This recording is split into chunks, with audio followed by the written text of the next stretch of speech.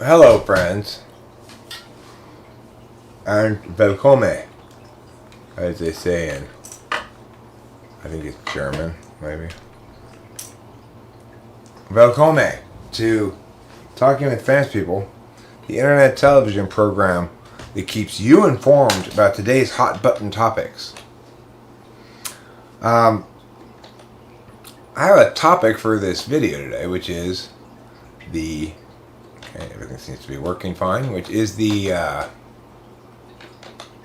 7 schools of psychology. And what I have here to assist in our thinking about it are some definitions that'll cycle through a slideshow, so you can see what the definitions of each of the schools of psychology are as we talk about them. It was interesting the other night. I found this. Hi, Smitty Werber Jensen.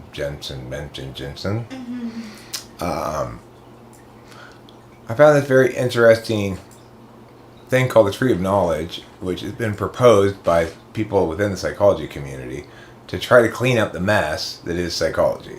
So this is the beginning part of this Tree of Knowledge thing right here. It says, these are not my words, okay? I'm quoting this Tree of Knowledge guy. The problem with psychology is its conceptual incoherence, which is clearly which is a pretty massive problem, right? Conceptual incoherence is a pretty big problem. Which is clearly identified by the following. There is no agreed upon definition. There is no agreed upon subject matter. There is proliferation of overlapping and redundant concepts. There are a large number of paradigms with fundamentally different epistemological assumptions. Specialization continues to be increasingly emphasized at the expense of generalization, and thus the problem of fragmentation only grows. Hi, Sean Ryan Barron. Hi, Winston's mom. So you see here, what's going to be cycling through in the slideshow are the 7 schools and the definitions of them. Learning, behavioral psychology is these are my definitions. People are made, not born. There's a quote, which I also bring up here, by this crazy behaviorist. Okay. Everybody should see, because it's just gonna make you go like, oh my god, what a maroon,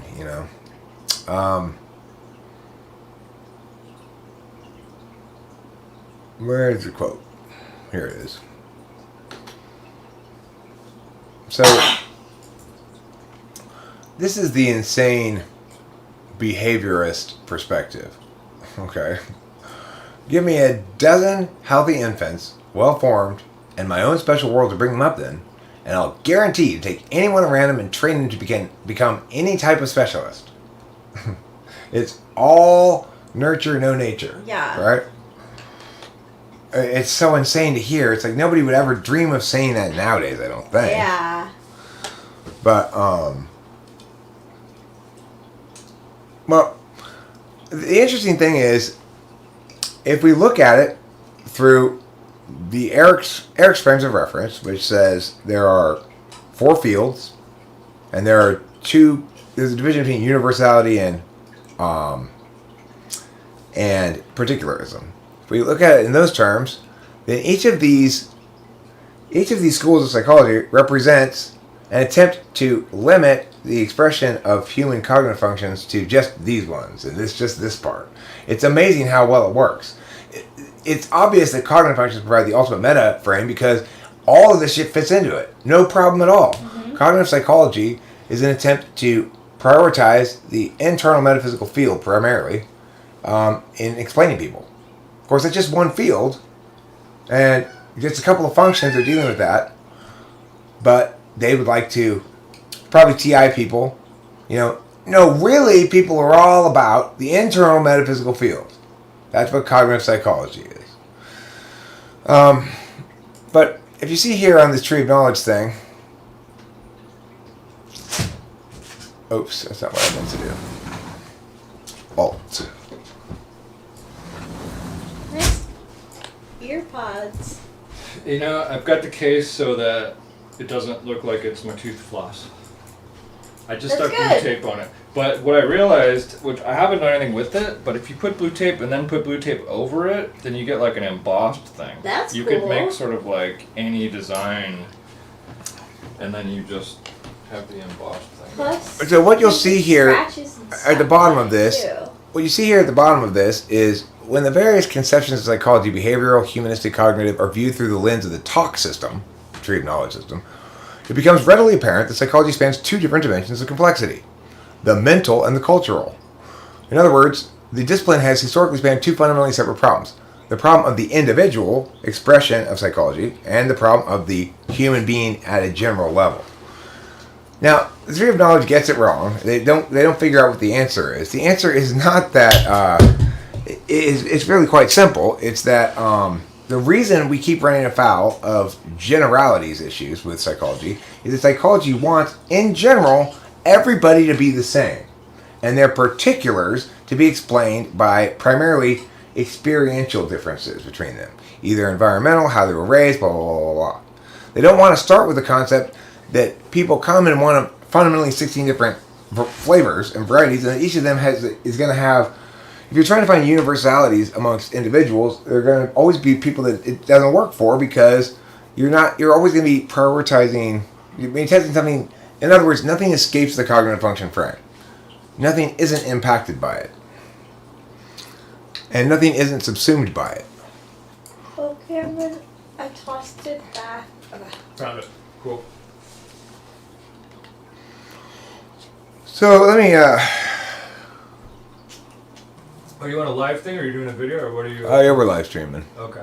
So here's a question: at what age would you expect the type to be solid or fixed? I mean, do you think it's pre-womb? Do you think it's? I mean, do you think it's 5 weeks? Do you think it's 1 year? Do you think that the stuff that happens between birth and 6 months makes such a difference that they're going to become? Like, when's it start? When do you have a type? I mean, I'm of the mindset that you're at least born with your dominant function, and that you may determine your tool function sometime shortly thereafter, but that people are who they are basically at birth. They have the personality they have basically at birth. That it's very obvious to me that Delilah is the same person she was when she was born. Just a lot more, a lot further along the developmental arc, you know. But she was always such a doer. She was always reaching out to try to grab things, to do things, to communicate, and so extroverted right from the get-go. Yeah. You know, you can see different babies. People have been trying to explain this for all of human history. Like, well, why is this baby so calm and this baby so spazzy? And so they'd have these four kinds of personalities. Historically, were sanguine, Yeah. phlegmatic, Choleric. choleric, and It's like the bodily humors. yeah, I don't remember what the other one is. But the thing is, of course, with Maslow's hierarchy of needs, what we're dealing with there is what you might call a humanistic approach to psychology. So one of the things, if you were going to use some of these psychology terms and stuff to describe what I do or Sanguine. what's going on around here, you'd say that that I promote a humanistic psychology frame mostly. In terms of, if we have to understand psychology as purposed, it should be purposed for betterment, not for something else. But Eric, did you take longer than usual to speak when you were born? I recognize this feature in ENTPs I've interacted with, which is interesting, although it might be frivolous. As far as I know, I spoke very young. My mom said I was very verbal, very young, and Aw. was always talking everybody's ear off. You know? Aw. I have a story about your mom if you want to hear it. Okay, so I was visiting her, and we were reading one of the books that David gave me. He got it at like the thrift store or some books. So there are just a few books, and I haven't gotten new books. That's my fault. But there's this book called Christmas in the Morning. It's all dark pictures. It's about a kid who learns that his dad loves him, and so he goes and he does the milk pails on the farm Christmas morning so his dad can enjoy Christmas morning with the family. So it's a nice, touching book. but there are a lot of pictures of like people sitting near a window that's lit by a candle or lit by a lantern or something. And so I was reading it with Jane, and there are times that she's looking at the pictures more than other times, and she was in a pretty outgoing, talkative mood last time I saw her. And we were looking in the book, and she said this name. She said Charlene, and I didn't know. I might have seen the name in her not yearbook, but in that picture book, that photo album thing. But in any case, I told your dad and Eric, and he said that Charlene is someone that they spent time with in France, and they had been at this like, I don't know, bed and breakfast sort of place, and had a whole story that sort of related to the Christmas season. Charlene was there. It was Christmas season. These people had no other guests, and they made a whole nice meal and shared the special brandy or whatever. Charlene was probably the one they had their threesomes with. She sounds hot. I don't think my parents had any threesomes. So cognitive psychology, mental processes explain why. If we were going to go through each of these little schools of psych, we could say, what part of the cognitive function model do they try to reduce to the only thing that matters, right? Because that's ultimately what's going on with all these schools of psychology, is they're trying to prioritize their own frame of reference as psychology. And of course, that's one thing that psychology does consistently a very terrible job of, which is the psychologists themselves don't understand their own behavior through psychology. They don't feel as though it's necessary for whatever psychological theory they have to explain why they are themselves doing what they're doing and caring about what they're caring about. So if you look at this one, cognitive psychology, like I said, it's an over fixation on the internal metaphysical field. If you look at what's called biological psychology, it's an over fixation on the external field and on objective data. So in other words, we're only going to understand subjective experience through objective data, is basically the biological psychology system. Psychodynamics is basically NI psych. It says you are who you are for unconscious and inborn reasons related to how meaning, the architecture of meaning and the human experience are intimately linked or something like that. Behaviorists, well, that's trying to indicate, it's just a pure interfacer frame. It's saying if we interface properly, then I can manage the other end of the interface the whole time. It's a lot of faith on a TE or FE frame of reference to change, to be predominant and change everything. I mean, obviously, behaviorism is mostly and foremost a TE kind of psychology. It insists that we have psychology so that we can train people. There's always this presumed class of elites that are in charge or something when you talk about behaviorists, right? Humanistic psychology, prescriptive or normative in its framing, stresses self-efficacy and self-actualization. Maslow and Carl Rogers are significant here. So this one is, of course, you might say that it's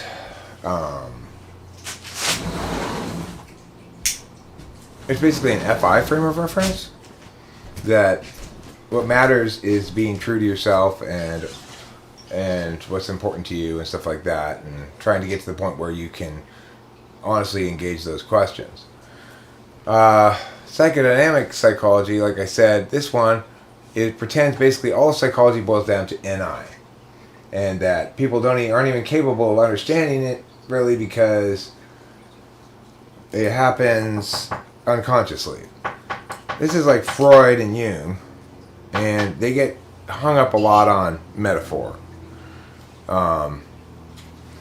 So then there's social cultural psychology, which basically says individuals are always an expression of their culture, and that when we're looking to try to, I guess, explain things, we have to explain them as phenomena of culture.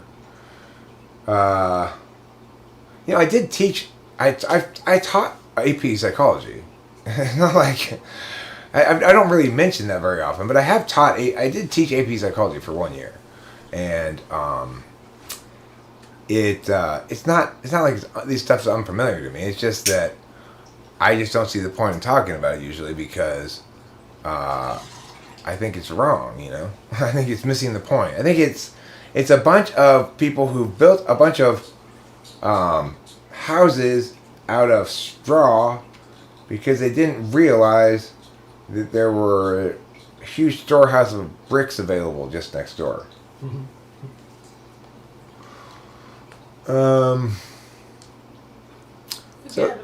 So social cultural people are expressions of their culture and society at large. There's also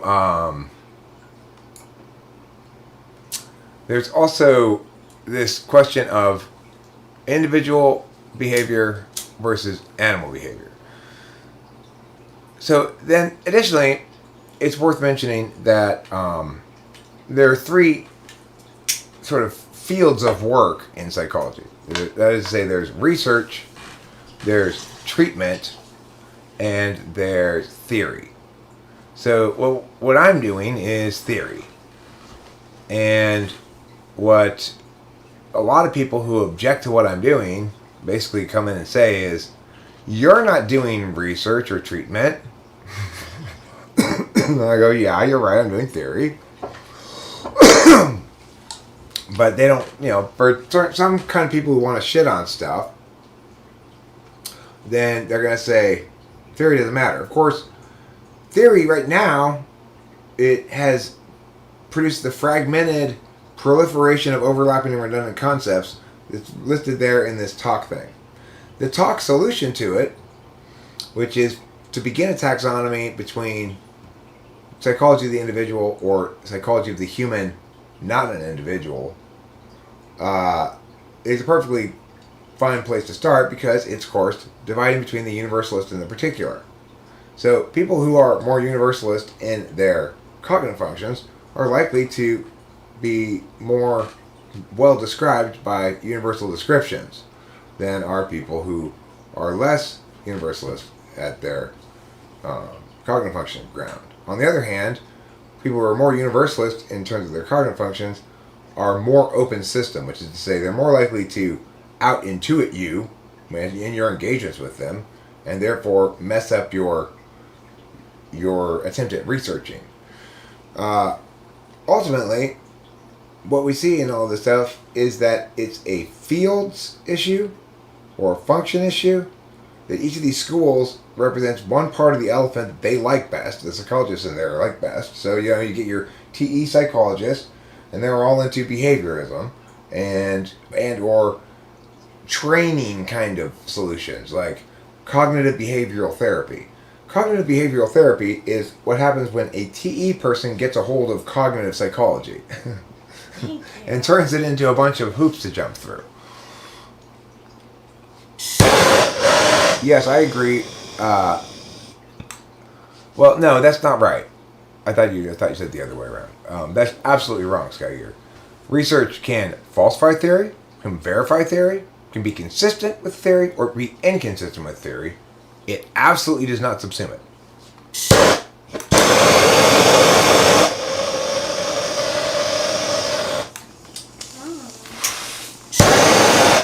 Well, along with you, I don't know what I would have picked as but I have a BA in sociology. Sociology, that's another LOL. People are like, oh, what major did you do? And they're like, oh, so you wasted your time too, huh? Yeah, basically. Honestly, I did so well in my classes too. I just loved it. I took rad classes. I took a class on relationships and marriage. It was fucking so cool. Okay, so in answer to your question, Eucalyptus Koala, this is a good instruction. Thank you for giving it to me. Can you list every function and show what kind of psychology you practice? Extroverted intuition would be interested in cognitive psychology. It would assume that because the extroverted intuitor has so much of their life being word-based, that things like memory, perception, language, and metacognition are key to the thing. Oh, this is one I haven't mentioned yet, evolutionary psychology. An evolutionary psychologist is somebody who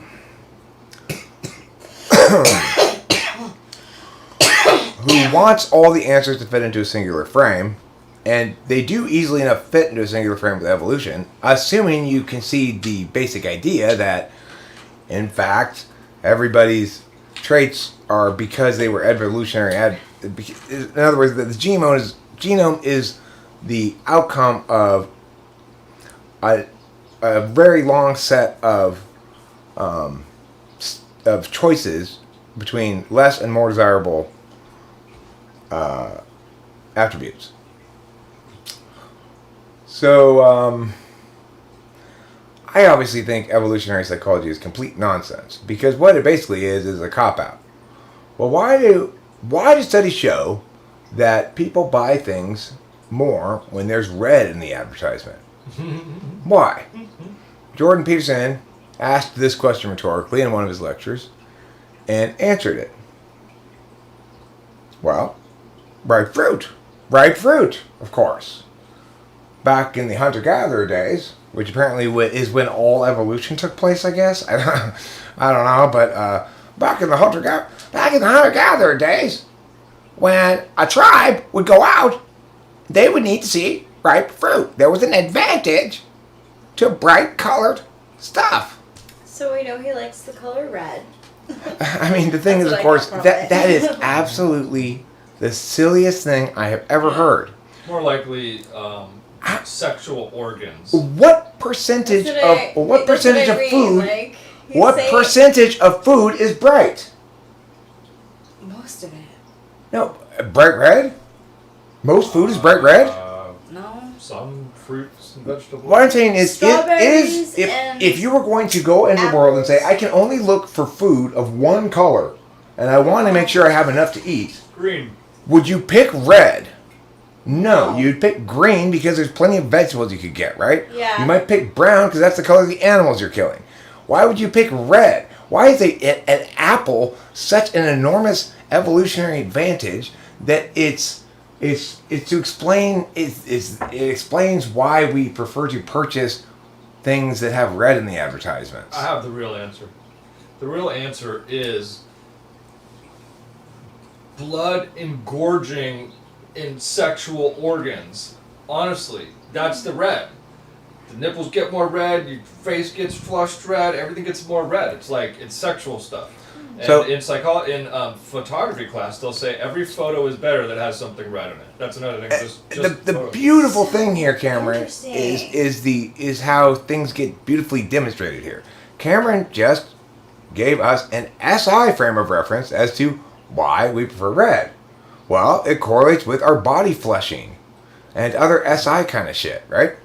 It's a good enough explanation. Look at the baboon's ass. I mean, but really. The thing is, it's as good an explanation as Jordan Peterson's for sure, but probably a better explanation than Jordan Peterson's. Well, what about black people? Sky Gear says they get flushed a little bit if you know them. You can tell if you know the person.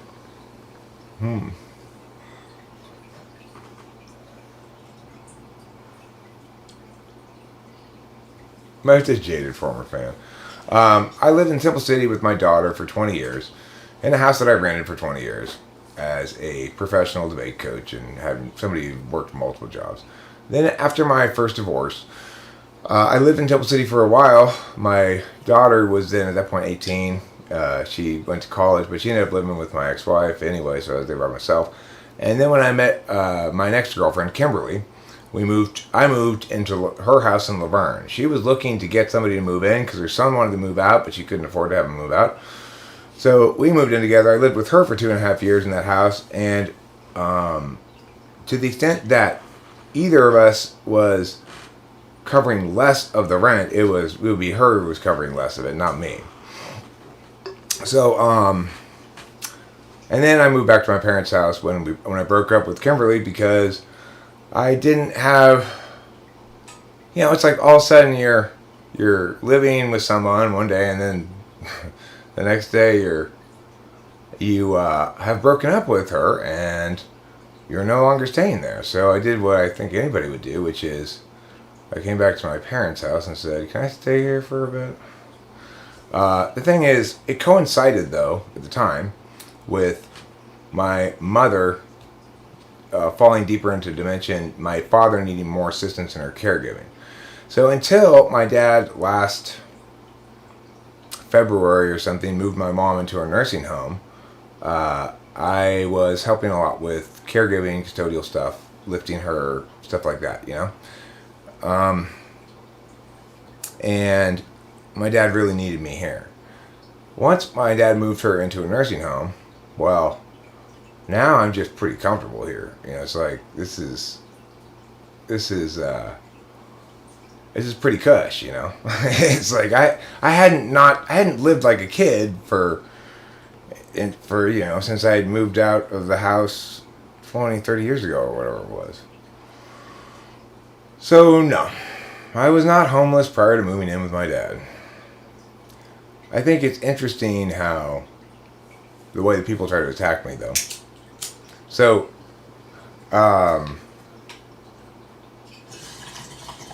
even if I were, how in the world would that be relevant to anything? You know?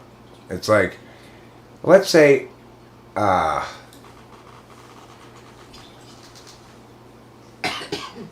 just can't think of any example where it would be really relevant. It's so not relevant. Yeah, I have a fair amount of people who absolutely despise me. And so much so that one of them got my dad's email address and emailed him and threatened to sue him because I talked about her on one of my videos for a little while, you know? Oh, get over with the functions and their approaches. Alright, so NE would be like cognitive. FI would be humanistic. TE would be behaviorist. NI would be psychodynamic. The evolutionary one, it's hard to say. Because it's a pat answer, but it's just wrong, you know? It's hard for me to say about that one. The sociocultural is like SEFI. Maybe NEFI. And cognitive is TI, mostly, and NE. And what am I leaving out? Let me see if I can list them all again. Behaviorist, evolutionary, humanistic, psychodynamic, cognitive. I forgot which ones I named already.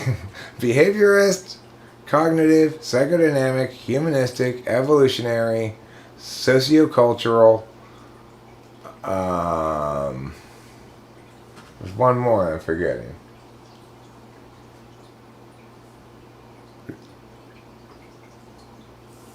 Well, anyway, if you think that I haven't covered one yet, Euclid, just tell me which one it is, because I don't know, because I'm not sure. Either. So you have to point me more specifically what I have to cover still. Define the distinction between theory and theoretical research. Well, for example, I hypothesize over that hill, just beyond us, there's a shining castle of gold. That's the theory. Okay, that's the theory part. Us walking up to the top of the hill and looking to see if there's a shining castle of gold, that's the research part. Where? There's no mud here. No mud to wallow in.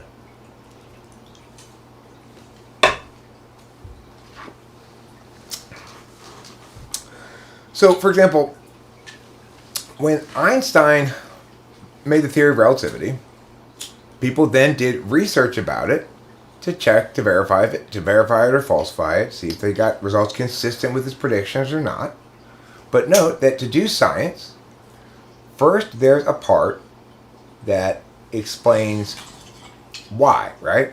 Why you think this. Why did you intuit this? Why is this intuitively so before we have empirics to back it up? No, okay, Skygear, you're just playing semantic games at this point. You're not even being honest, because the truth is, we can clearly distinguish between the two.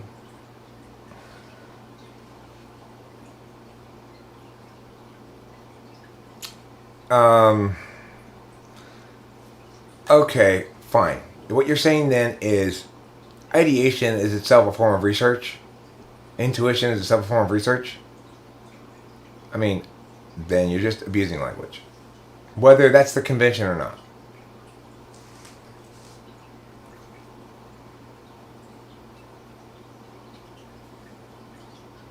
Okay, fine. Fine. Theoretic research, non-theoretic research, like testing. Like straight up testing shit, right? Like, let's test this new drug to make sure that it doesn't kill people as well as curing their Tourette syndrome. Yeah, not a single one of these people has Tourette syndrome after they take this drug. Really? 100% success rate? Yes. There's also a 100% side effect of death, though.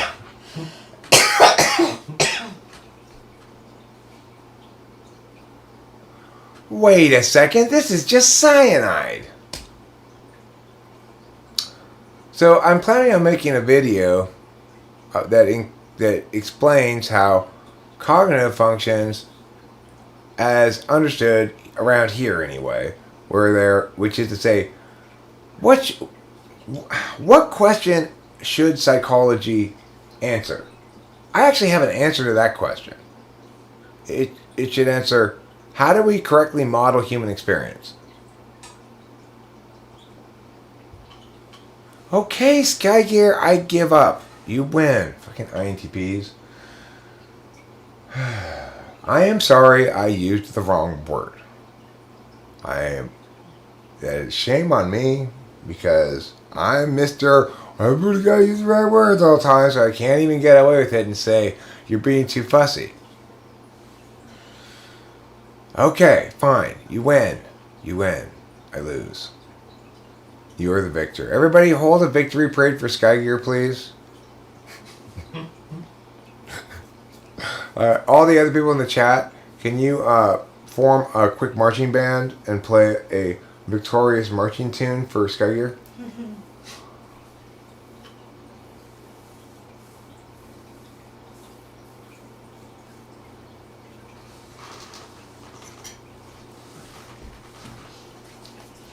Well, yeah, I guess, but I'm doing armchair research. If I were really doing theoretic research, I would be making note of all the results I get from typing people in some sort of database that is coordinated with the theory, you know?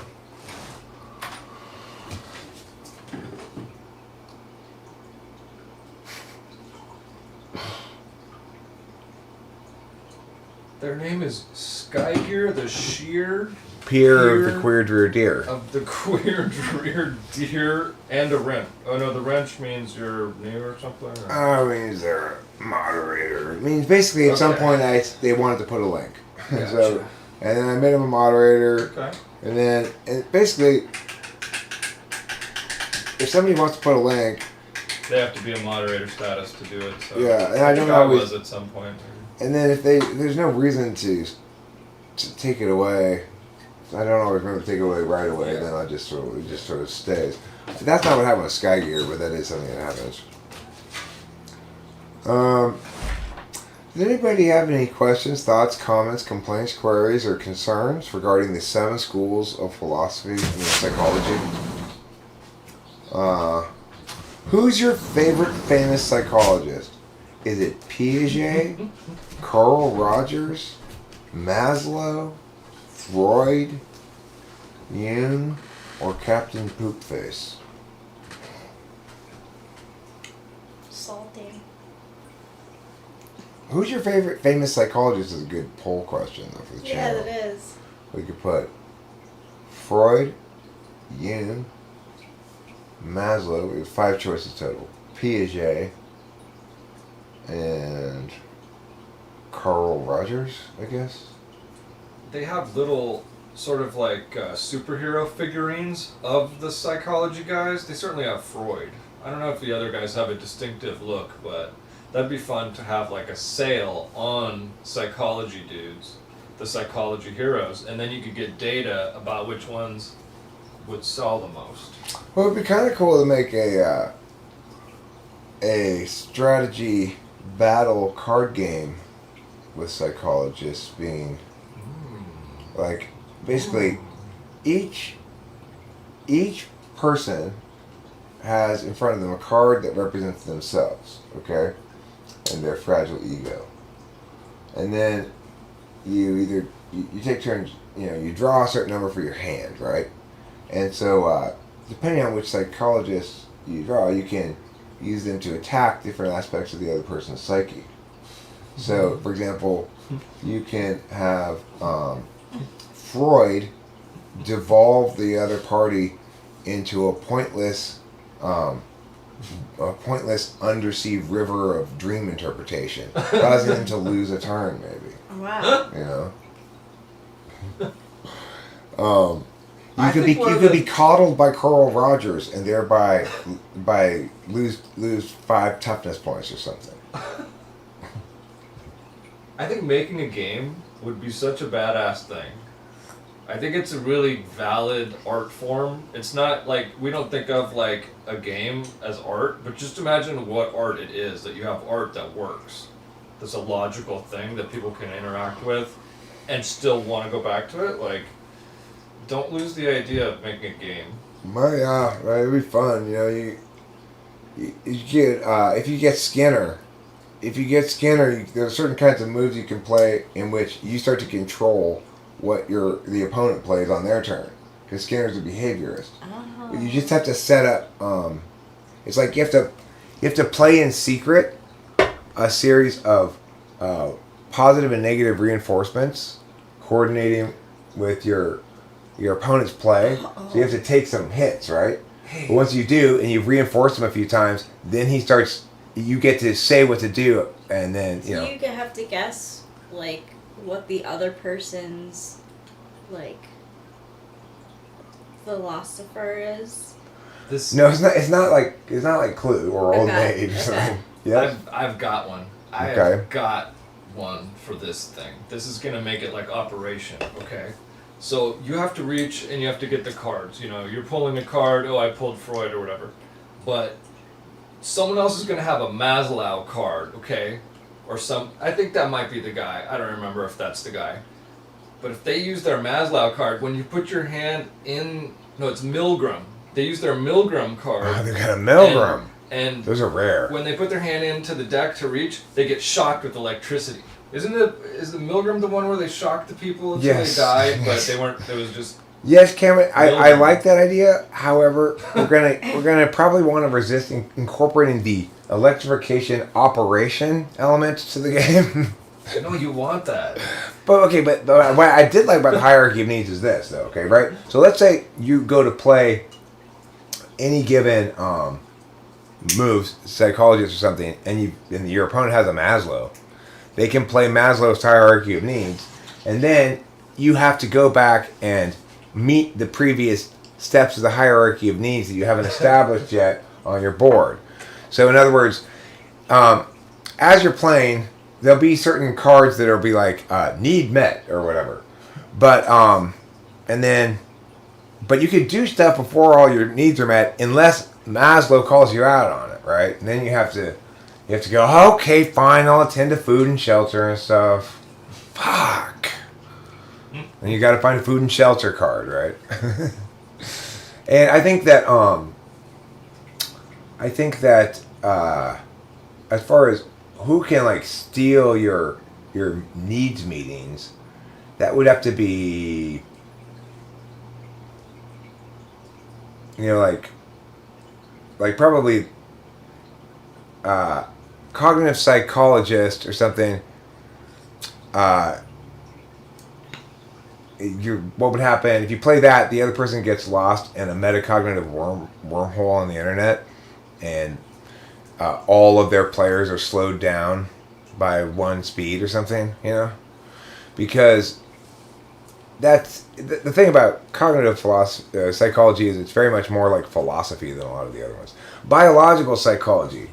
If you had a biological psychologist, now they're the ones who say it's all brain chemistry. At the end of the day, it's all brain chemistry. The reason you're like this is because you have more dark brain. The reason you're like that is because you have lots. Those people,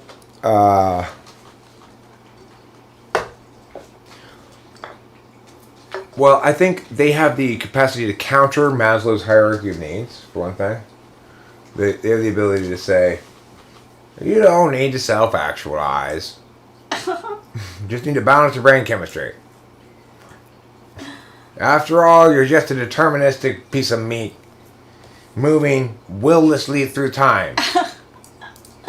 Can I laugh like this during the game because Totally. of their ridiculousness? Well, I think that we should. I do think that that's one way to win is to give your opponent a lobotomy in the game. Oh, nice. We'd have to find some psychologists who were okay with lobotomizing people and include them in the deck, and like some experts on narcissism or stuff who could gaslight you. You could be subject to gaslighting. But then some of the psychologists and some of the things would be defenses against some of these things as well. So like if you could play you could play Dr. Spock, who's a famous 70s psychologist, in a defensive mode on your board, and it would protect your childhood from attack. I like that. Or you could play him in offensive mode, and he would induce childhood trauma on your opponent. So it's like the person who represents you in the game is the sort of entirety of your life you. It's not you at any moment in your life, right? So the thing is, what's your fate shifts because the life is static, and the players have the capacity to move backwards and forwards in the life that they're trying to impact. I guess the best thing to do to totally like win max points or whatever, you'd get your opponent lobotomized before he's 1 year old. Wow, that would really Bonus. But it might take you a long time to do that because, of course, the time of the game is not static like the time of the life is. The time of life you can adjust it and change things forward and backwards, but it may take you a long time to get things set up that you've got enough psychologists willing to bullshit everybody to lobotomize this infant. You have like a spinner, but it spins like the time, and it's like childhood, first grade, adolescence, high school, maybe a spin as part of the game. Maybe pull a card that says spin for a new time frame, and then stuff can happen wherever that was spun to. Also, like, there's not only the middle ground, but there's a kind of equivalent in the Stanford prison experiment. With the Stanford prison experiment, you could send your opponent to participate in the Stanford prison experiment either as a guard or a prisoner, and be traumatized accordingly when he comes out from it. Either by questioning his own fundamental decency or by questioning his own fundamental worth. I like this. Yeah, I like the idea too. What's you know how in games you win, like in Monopoly, Bailey gets all the money and then I flip the table, that's how Monopoly ends? In this game, what is the goal, or how does one win in psychology? Like, I had a good day? Well, in this, no, the game is you're supposed to sort of break the humanity of your opponent. So in other words, you so gotta it's crushing someone's... You gotta damage their psyche as much as possible. Okay. So could there be a component of like a positive thing, like you did yoga or you kayaked and now you're at peace? You can do it for yourself. But see, that's the thing. You can play. All of your psychologists will have a defensive mode and an offensive mode. So you can, and of course the way the mechanics of it have to work is the one it does on offense, it defends against something else. It wouldn't be able to defend against itself, right? So you have to decide whether, once you play it in offensive mode, then if you want to play it in defensive mode, you'd have to, there has to be some way to kill the psychologists on the board too, that you're playing, right? Fine with me. So, for example, I guess what happens is you discredit them. They can become discredited. Yes. So you could play like you could play some sort of monster experiment. There was this experiment that was known as the monster experiment, which, when you hear it, doesn't really sound that monstrous, but it was, they were going to take a newborn baby and try to train it so that it reacted in certain ways to certain noises and stuff, right? Okay. It became known as the monster experiment, and that psychologist and that kind of psychology became vilified and discredited. I think Dr. Phil should be in there too, and he can drag you in front of a studio audience to shame you with Southern sass. I agree with that. We need a TV doctor. While reinforcing toxic masculinity, while his wife sits in the corner, like, ready to dart out. I am not going to allow you to come on my show and disrespect me. It is time for you, Cameron. You've got to accept the truth. Dr. Phil, you have your wife sit there, and she just sits there in the corner and just waits for you, and then the camera will pan, Wait, and she's for like, real? "Oh yeah, she's just like she's not even Vanna White. She doesn't have a thing to turn. She's just like just there. And if Dr. Phil says, yeah, and me and my wife have a good Christian lifestyle or whatever, and she's like, yeah, because I have a television where I'm house sitting now, so I actually saw Dr. Phil recently. The whole show was so fucking depressing. Oh my god. It was about how, oh my god, I was so sad. I don't know how I watched an hour of How it. did... No, I disagree, Brain, because look, the thing about intuition is it's accomplishing in one way or another, either knowing or creating something that wasn't extant. The thing is, with TI, you're dealing with all elements present or extant in some sense, right? So you can get an ISTP who is very, very good at observing every instance of contradictions, but who is not good at saying, instead of observing the contradictions, saying, okay, but couldn't it also be this, or maybe it would be this, or maybe it would be that, or that, or the other thing? That would be an expert intuitive approach. And they're not good at intuiting significances. I mean, they're better at ISTPs than they are at the extroverted intuition, but they're not. It's more of a rewarding thing for them to intuit when something is missing, right? So it's like when something's missing, but you intuit that it ought to have been there, and you figure out the big picture with a shablamo. That's going to be very satisfying for an ISTP, and that's going to be an intuitive moment. But when you're just dealing with things that are already in front of you, it's not a form of intuition, it's observation. You're observing that meow is not meow. No. Back in rehab? Her? Catch Me Outside? I thought it was Cash Me Outside. It is Catch Me. Winston's mom did what I probably would have done too, which is express what the girl meant. Yes. She wanted to get, she's like, I know about her because of Jen. Jen really liked her. And she would show me the video of that girl who, talked back to Dr. Phil. Listen here, Like, Dr. Cash Phil. Me outside. Catch you outside? Oh yeah. Cash. Cash Where's you- my money? cash you Yeah, this is gonna make your show so popular. Cash me outside. Yeah. That's what that means? Like giving Yeah. money outside? Or what? Yeah, Cash cash me me outside. Yeah. I didn't- I'm gonna make didn't you you should be paying me Sure. basically. Break me off some. Yeah. You're not gonna profit off me. And Wow, it that's actually good. was a big thing for a It's a while. naughty Yeah, girl. and she got into music. I did not know that she I was heard an of this addict. one. I heard of this Did not one. know she was an addict.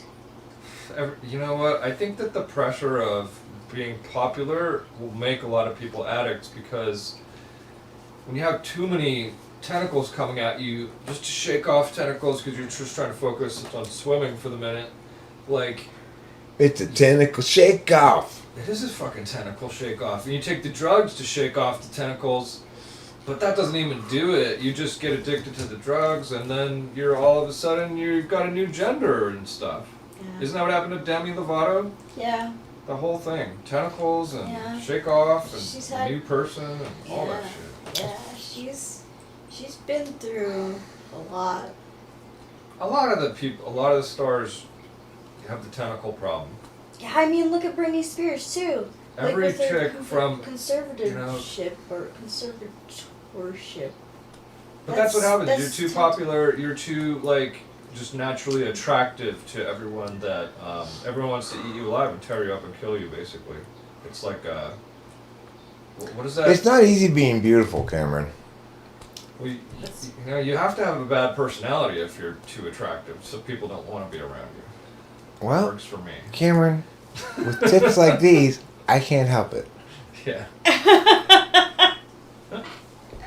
You sound like one of the housewives. All right. I had a friend who had a '67 Mustang, and in high school he had a sticker that says, "If it has tits or wheels, it will give you problems." It's That's true. a bold statement. It's true. What a great bumper stick. It's pretty good. That's pretty fucking I've hilarious. never seen that before. Boys do have tits, so it's not like it's Yeah, a sexist statement. True. I'm It's not. not like you're a cash grass or ass. That's like such a lame sticker. That one's lame That's because funny. that's so like what if you need something from me, I'm gonna get something from you. That's stupid. I hate that sticker. But whether it has tits or wheels, it'll give you problems. Is funny. It Actually, is funny. even though I don't view the case as women giving me problems, I just but think it's just bold. it's funny. It's clever. It's good. It's just as good as the sign at the go-kart shop. Your wife called. She said it's okay to buy a cart. Brain, that's third slot. It's all That And is I- so great. I want a talking picture about. of It's that. good. Oh, I drew one with motorcycle. Did you? Yeah, I have one. I already drew. It's so good. Let me see if I have it in Cam's art. Hey, The Robert thing is, Ray. yes, you will use knowledge in conjunction with deliberation. Obviously, your deliberating includes things you already know to compare against, right? But the question is, what is the attention actually doing? Are you knowing and then maybe interfacing or something, or are you using bits of knowledge and deliberating?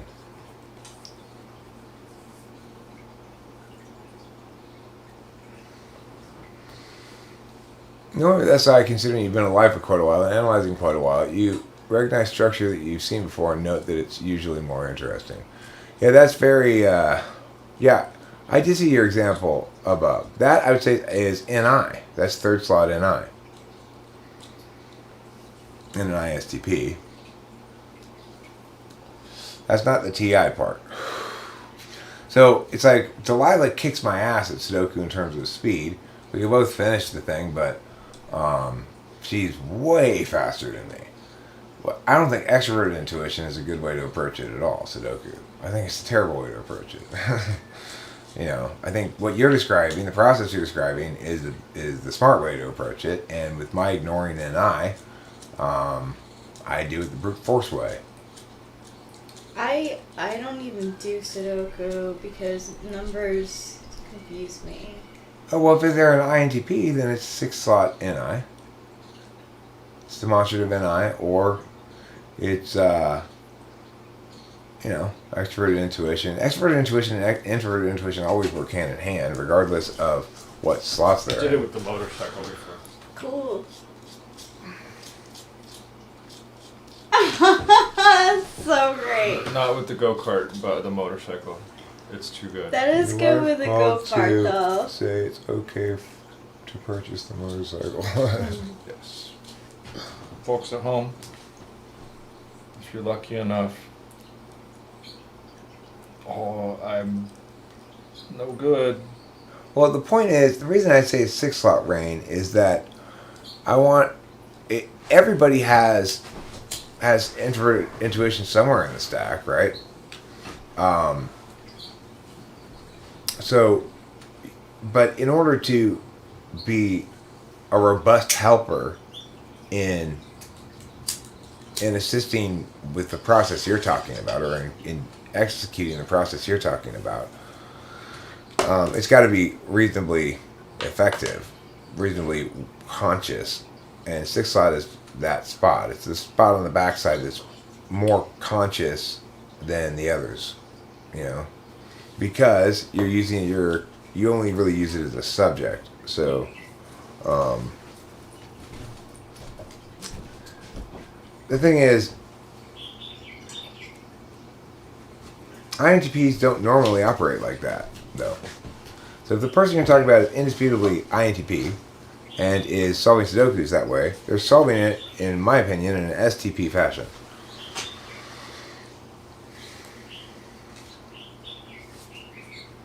But they aren't the same. No, you're right, they aren't the same, but they are equivalent in terms of capacity to perform. So that's why I said second. That's why I said sixth, is because basically, if I had filled in all the intervening words, it would have sounded like this. Okay, well, the explanation still doesn't change, really, because sixth slot demonstrative NI is going to look a lot like third slot NI, and so there's no problem with it being NI in both cases, even though they're in different slots. But I didn't say all those words, but that's what I was trying to convey, I guess, or that's what I was conveying behind what I was saying. As an NI Dom, I have learned to keep my opinions to myself, because if a person's not asking for your opinion, they probably don't want it. Or if they ask you for your opinion and it's a ridiculous question, then you don't have to answer.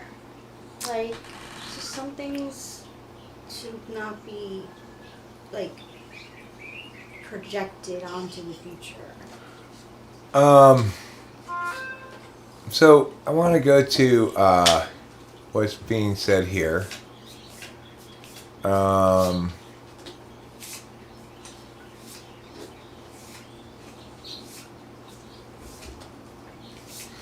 Winston's mom says deductive is top-down analyzing, I think. So here's my definition of deductive reasoning, is that deductive reasoning is the revelation of a given set of words to be tautological. Not all words are tautological, and when they're not, we consider that some kind of fallacy. So if I say all pigs are pink and Jody is a pig, then you can deductively conclude Jody is pink, and all you've basically said is basically this way of saying Jody is pink means Jody is pink.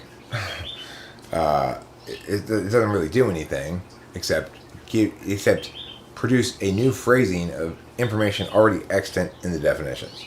If something doesn't work like that, then we consider it invalid.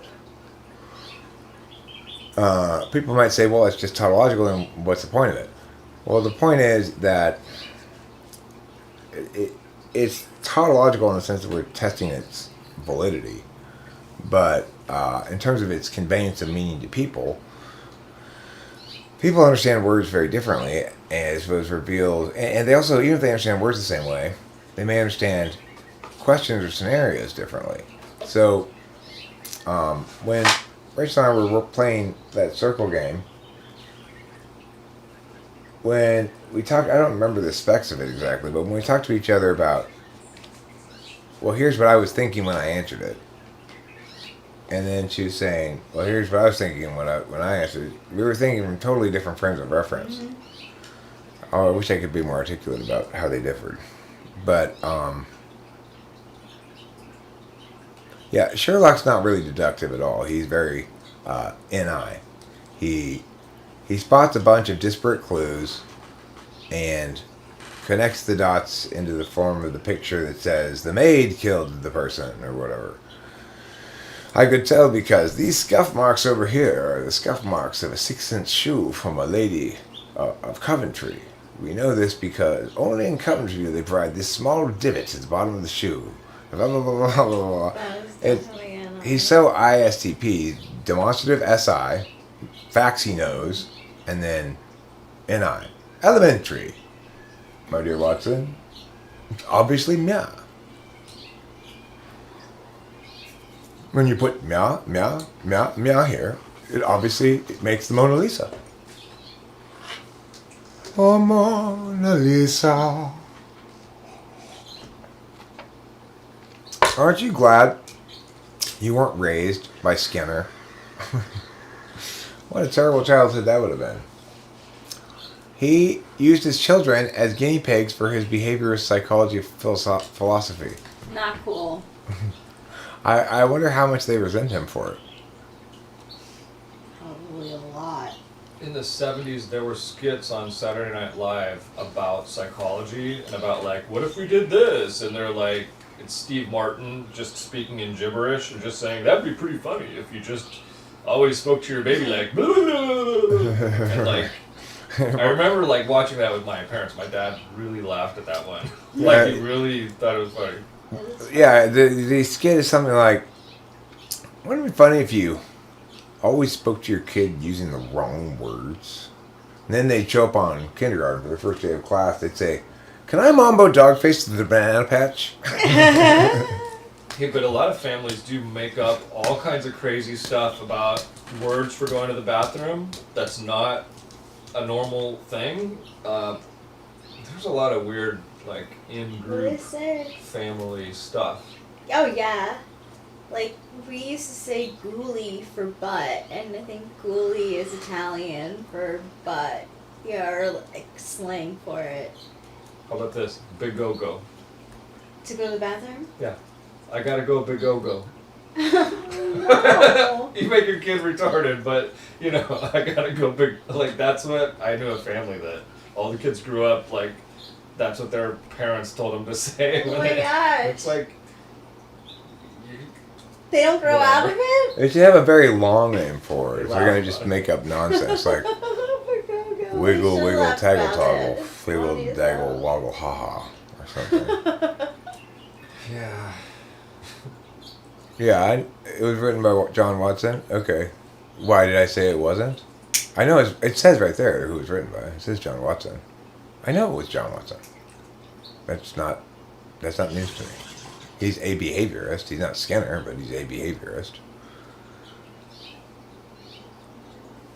Did I crop it so that you can't see his name anymore? I might have cropped his name off, but his name's in there.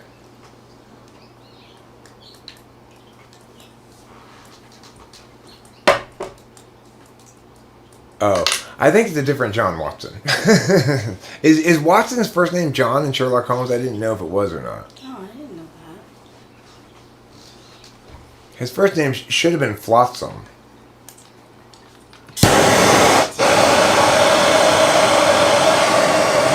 Andy Milonakis at all?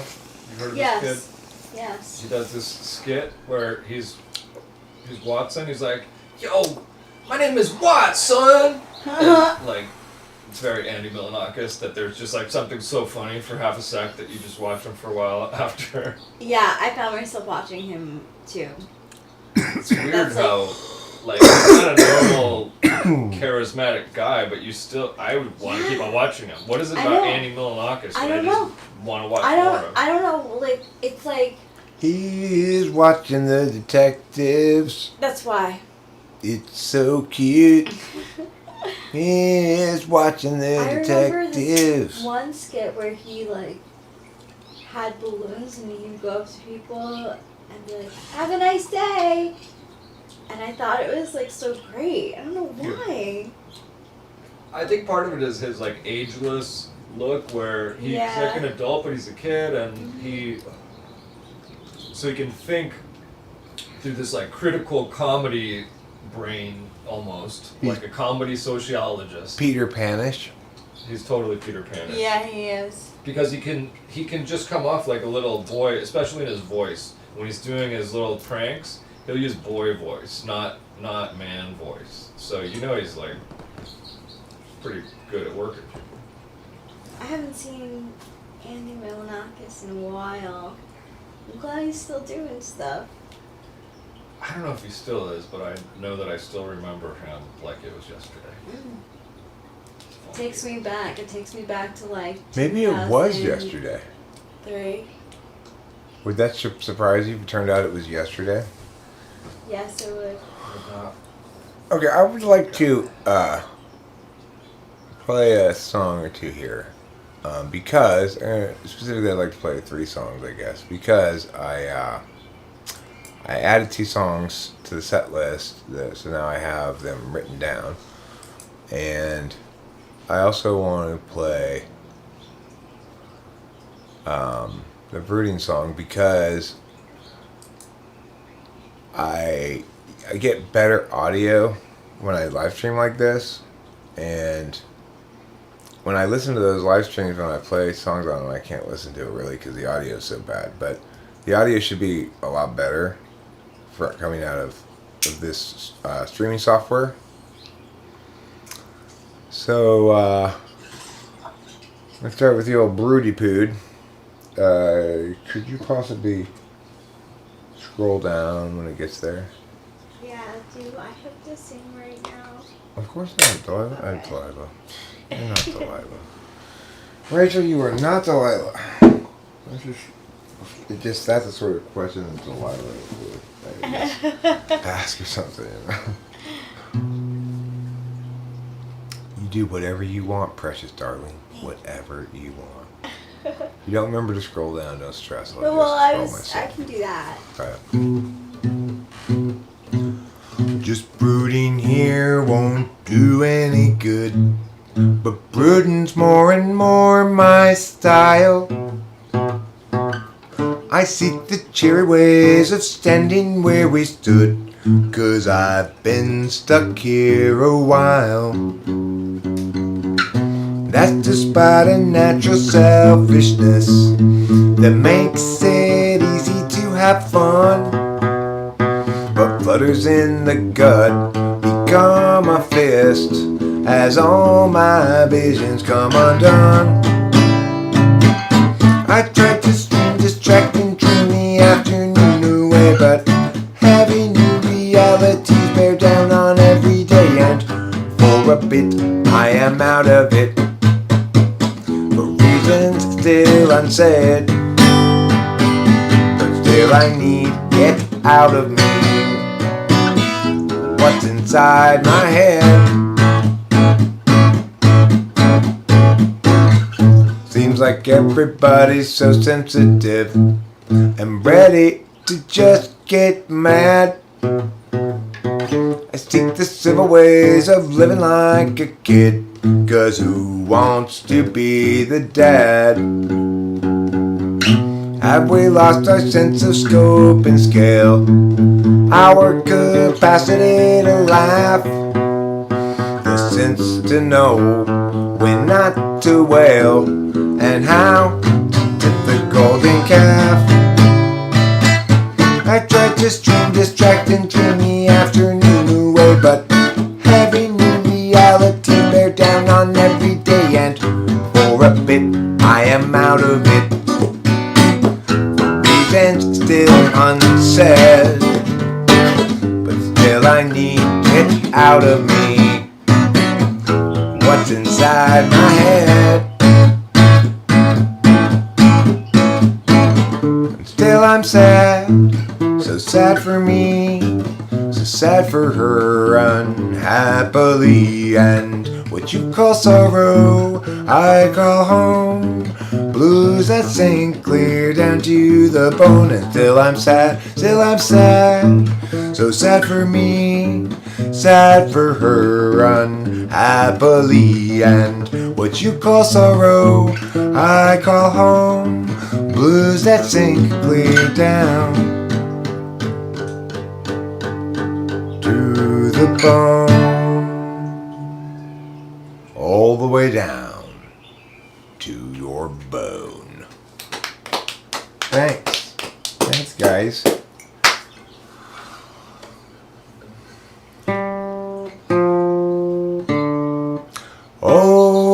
well, he's pucker tart, lemon squeeze, the friendliest guy that you will see.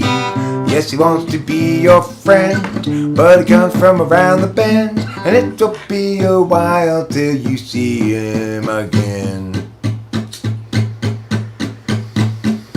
He's pucker tart, lemon squeeze, he's a friend to you and me. He's international delights, favorite go-to right-hand guy. He's international like him, but he's also busy like his friend, the beaver bee. Busiest creature, busy as a bee, busy as a beaver, and so much busier than pucker tart lemon squeeze. Is pucker tart lemon squeeze, shabba-doo-ba-ba-ba-ba-doo-da. Pucker tart lemon squeeze, shabba-doo-ba-day. Yes, he's pucker tart lemon squeeze, shabba-doo-ba-ba-ba-ba-doo-da. Pucker tart lemon squeeze, shabba-doo-ba-day. And if you visit him for starts, remember something sour or tart. You're not a fan of sugary treats because he's pucker tart, not pucker sweet. He's pucker tart, lemon squeeze, the friendliest guy that you will see. Yes, he wants to be your friend, but he comes from around the bend, so it will be a while till he sees you again. He's pucker tart, lemon squeeze, he's a friend to you and me. He's international delights, favorite go-to right-hand guy. He's international like him, and he is also busy like his friend, the beaver bee.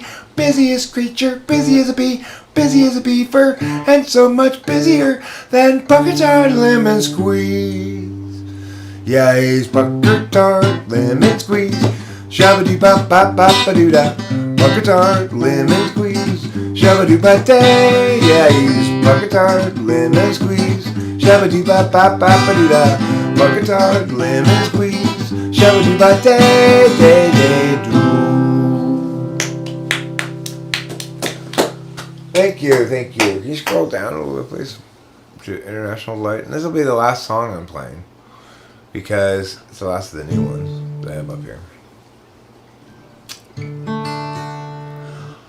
I come from a country far across the sea. I have to kind of get used to this song. I am not really super memorying how to play it exactly, but give me a second. Indulge me a moment. I come from a country far across the sea, where all of the people are alright. That's why all the people are always calling me the International Delight. Okay, from the top. I think I got a feel for it here. Here we go. Come from a country far across the sea, where all of the people are alright. That's why all the people are always calling me the International Delight.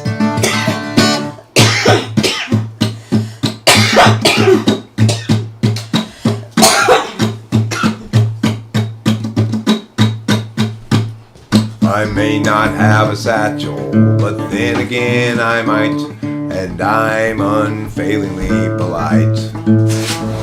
That's why all the people, when they have me in their sight, say there's the International Delight.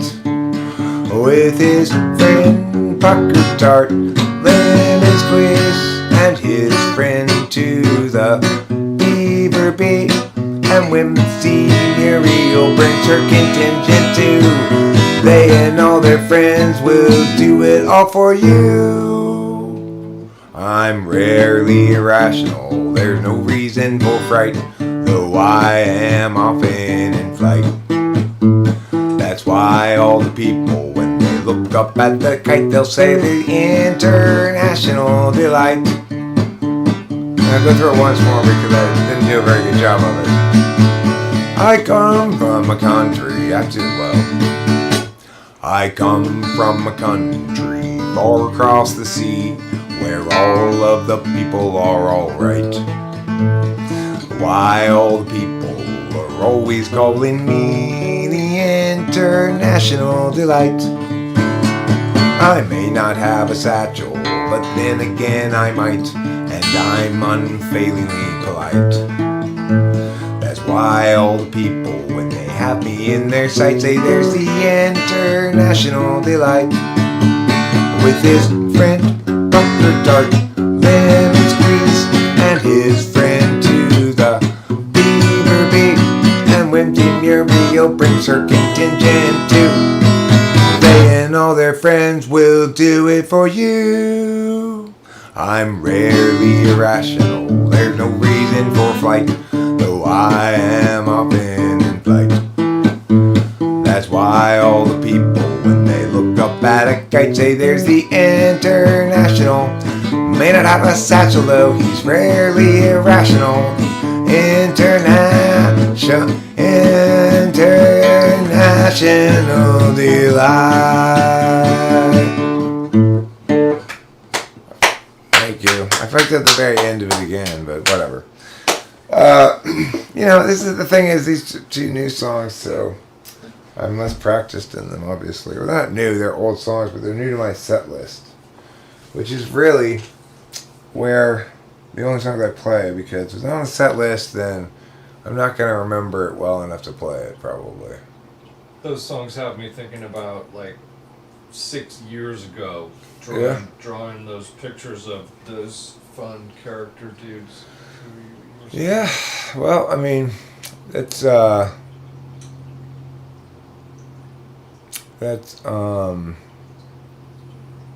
Tart Lemon Squeeze? yeah, that was about that Maybe. time period when I made those. Yeah, totally. So today is 5 Taco Day at Taco Lita. You get 5 tacos for the cost of 4 tacos. Well, that's buy 4 get 1 free. Amazing. Yeah. We can go It's to a Taco good- it's a Lita. good taco Let's day. see what Rachel Wanna says. go? If Rachel wants to go. Thanks, Winston's mom. I was trying my hardest. So, I'm done talking about this topic, I guess, by and large. Which is to say that it's kind of nice the way that cognitive functions explains and addresses all of these various schools of psychology if you just say, think about it, and if you just frame them in terms of fields and attention, kinds of attention, which is to say deliberation, interface, action, and knowledge, you can see how they're prioritizing one or two of those frames of reference.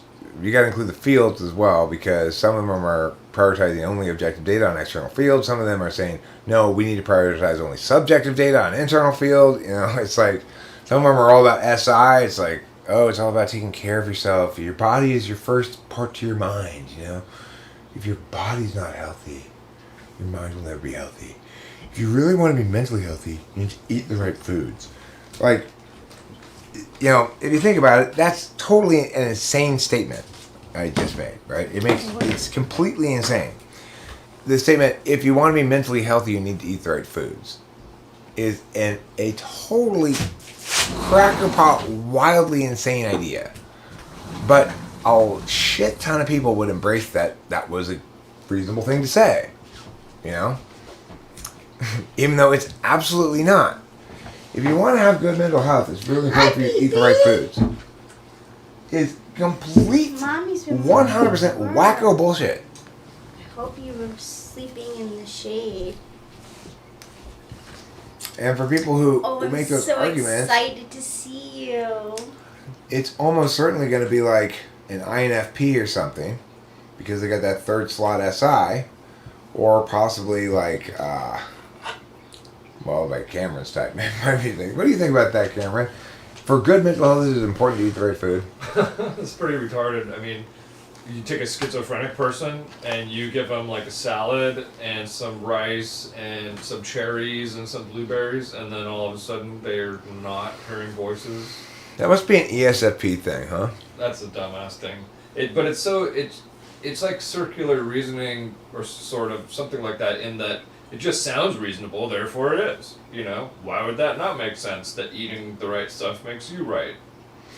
Listen, what we eat affects everything from our bodies to our energy levels to our mental states. Yes. That's exactly how the guy Steve Jobs' mentality was that he found out he had cancer. Oh yeah. And then he went on a super healthy diet, like became vegan or whatever. He still died from cancer. So it works for some and for others it doesn't. I don't know. I don't think that eating right is going to cure cancer. I think only toxic radiation can help cure cancer.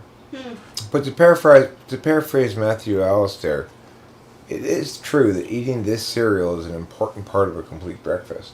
I think we could all agree about that. Yeah, we learned that in school early on. In fact, every part of a complete breakfast is an important part. Yeah. But because they're selling the cereal, they're just mostly focusing on the cereal. But still, they're being honest. They're saying, to have a complete breakfast, every one of these parts is important. You need orange juice, you need a bowl of cereal, you need pancakes, Sunny side up egg. side up eggs, some sausages, some bacon, hash Definitely browns, bacon. No some Jews are going to eat this breakfast. It's for My mouth is starting to water. I know. That is a well-balanced breakfast. I wouldn't be able to finish all of that, but oh my gosh, That sounds eating good. all of it, I would be eating all parts of that. Well, let's say that we were to replace the well-balanced breakfast with a breakfast where we just ate nothing but bacon, as sometimes Rachel Okay, will do. I love bacon. Would that be considered an unbalanced breakfast? I still consider it balanced. I think it's balanced too because you're getting all your calories at one thing. It depends what you're balancing against, right? It's balanced against being hungry. Yeah, so It's you very like, balancing. Yeah, so like it's fat and grease, and then it'll sit in your stomach for a while, so until probably like I could eat bacon in the morning, a lot of bacon in the morning, and coffee, and not be hungry until like 6 o'clock. Bacon is the meat donut. Right? Bacon is the meat donuts, and donuts are so delicious. And as we know, donuts and coffee have a yin-yang toxicity of perfection. But where does bacon have that with? She, like Rachel said, coffee apparently. I never tried just bacon and coffee. Yeah, I But it sounds definitely pretty do. breakfasty. Yeah. I mean, I think the natural parent with bacon is syrup. Oh yeah. Especially, Bacon or syrup, or yeah. sausage links with syrup, especially. Sausage links, the tiny breakfast sausages. Yeah, not the... okay. Let's be honest. When you go to a diner to get breakfast and they offer you either link or patty, you're just probably not, almost never going to pick patty. I would pick link. Yeah, no, you don't pick patty. Who's a patty picker? Mm-hmm. Is anybody here a patty picker? Do we have any patty pickers in the audience? Hey, but this is the thing, Eric. You probably have some people who are flinching when you said you wanted the foods to touch. You have some separate plate people in the house, possibly, who, like, when you said syrup touching another food, like, they probably, like, felt a histamine reaction in their skin around their neck. Well, I mean, even though I just had a plate of bacon, I would have a dipping cup of syrup. Of syrup? Oh my gosh, stop it. That's my breakfast in the morning. That's all I need. More important would be links. The syrup's not really critical to the bacon. It makes it a little bit better. But the links, it's like a whole nother level of sausage link. Can we eat at IHOP? Can we actually go to IHOP? Oh my god. Yeah, There's an IHOP. You want to go to IHOP, you guys? You want to go Screw the viewers at home. Hey, viewers at home. Wow. In reality, you can just go to IHOP. You go in the car. I haven't been to IHOP in so long. Yeah, sure, let's go. The nice thing about IHOP, too, is they have pictures of coffee they give you at the table, so you don't have to wait for them to come I to your love show. that too. Fuck yeah, I like a lot of coffee. Yeah.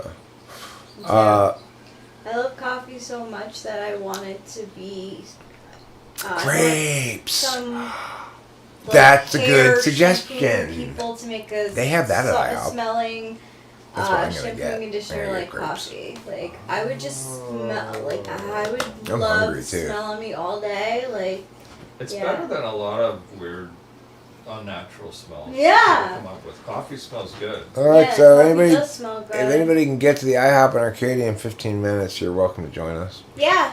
Totally. That may limit it to a very, very select number of you that are 15 minutes away from us. But hey, But if you're there is invited. somebody who happens to be here who's 15 minutes away, you're invited to come join us at the IHOP in Arcadia. Strawberries are immensely overrated and don't argue. I don't find myself inclined to argue. I don't either. Like, I even on pancakes, like when they have them on there, it only seems cumbersome. And then Any fruit but, frankly. they what? For me, it's any fruit but, frankly. Yeah. I won't get the strawberry meow. I'll get the whatever. Unless it's only like weird flavors in strawberry, Blueberry's then the fine. best. Blueberry's the best. I love blueberry pancakes. Right, here's the exception. Ice cream. Strawberry ice cream is pretty badass. Yeah, should be a strawberry good- ice cream is badass. I like it as a shake. It's a good I'll shake. get it. Yeah. There are no bad shakes, it turns out. But who gets a vanilla shake? Like, Oh, my that's- mom. really? Oh yeah, every time, That's all the time, it would be I've a never seen vanilla. her order one. Yeah, my mom gets vanilla everything. Wow. Yeah, Oh, there are people who only eat white things also. she just loves vanilla. Well, the point, Matthew, is not that it's not possible to harm your mental health by having a catastrophically terrible diet such as 3 grains of rice a day or something. But what I'm saying is that assuming you're eating enough food, okay, then and that you're not morbidly obese and have some sort of like eating disorder where you're constantly stuffing food down your throat. Assuming that you are eating enough food and not extremely OCD about food or something, then what I'm saying is that whether I eat celery or whether I eat a McDonald's hamburger is not going to have any impact on my mental health. Except the celery will piss me off because it won't fill me up. I wanted to say to Winston's mom that build your own crepes sounds like a good idea to me, but my eyes are bigger than my stomach, and I tend to put too much stuff in the crepe, and then it becomes like a mushy thing that I don't like anymore. My theory is, why did I come to this restaurant? You build my crepe for me. Yeah. It is kind of weird to go to a restaurant and then you're doing any work at all. Including conceptual work. Yeah. I don't want to conceive of how I want my crepe. I just want to be handed something so impossibly delicious that I can't stop but complete the whole thing. At the Mongolian barbecue place, where you go up there and there's a bowl, and then you pick some meat, you pick some other stuff, you give it to some guy, he does stuff with it, you get it later, like... We gotta go just to do that IHOP very stuff soon. And bring it to me, is what I'm saying. I don't want to touch the... Just do it. Bring it. If I'm paying. I'm hanired, which is I'm tired because I'm hungry. Hangry. And I'm not hangry. Not yet. I'm hired. Hired. I'm hired. Yeah.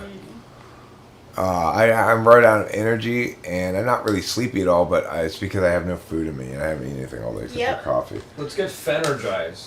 That's food energized. We're gonna do it. Let's do it. Let's do it. Do it to it. Tiregry? I'm not tiregry. I don't normally get tiregry, I don't think. I get... I call that slangry, though. Which is sleepy and angry at the same time. Slangry, yeah, I can. Well, I don't know. Ooh, look at us float around. Ooh, we're marvels. Talking with famous people known for the video editing stuff. Marvel at our motion. Marvel at the motion across your screen. Whoa! Wow! Hey, that'd be good. Look, do this. You're gonna slide it from the left or the right to the left, and right when you get across the middle, you do biggest mouth wow. It's like wow, and then you close your mouth by the time you get to the other side. Now it's open, close. That's it. That's the perfect like. The perfect slow mo wow. Okay, let's both start to do the perfect slow mo wow. Okay, Rachel, here we Okay. go. So we'll start here.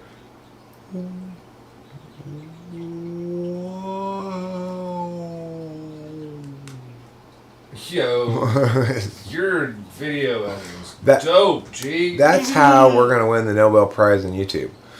Alright, thanks for watching, everybody. The Nobel Thanks for watching. Prize. Don't forget to eat plenty of cheese. Definitely